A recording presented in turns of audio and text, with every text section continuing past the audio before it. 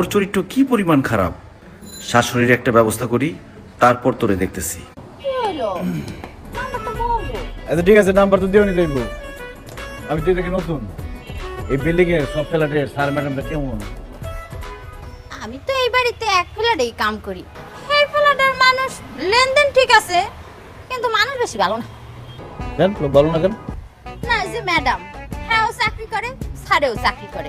ম্যাডামের যে আম্মা একসের বেতনিস মহিলা, এই বা শাওনের পর দিয়ে মনে হাঙ্গোটা দিন খাটায়, এই কাম কর ওই কাম কর, সব কাম করার পরে আবার খুদ ধরে মনটা কয় একটা থোতা।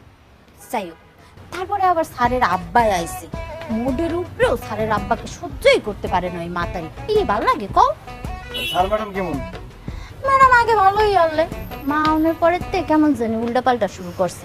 আহারে আমার ছাড়টাই পড়ছে, এটা মাইনকে সিপার হ্যাঁ শাশুড়ি হাড়া দিন মাইয়ের জামাইরে গাদানির উপরেই রাখে। আর মাইয়াটাও এখন দেখি উল্টাপাল্টা কথা হই না স্যারের সাথে জানি কেমন ব্যবহার করে। আমার স্যারটা বেশি সহজ সরল, বুঝছো, মানে যে গলত কিছু নেই। আচ্ছা হয়েছে, আমি তো তোমারে দিলাম তথ্য, এখন তুমি নাম্বারটা দাও। আমার মোবাইল ব্যবহার করি না। আরে তোমার মোবাইল নাই, সমস্যা নাই, তুমি বেতন পাইয়া তোমার লিগে একটু বাটন ফোন কিনার মনে যাই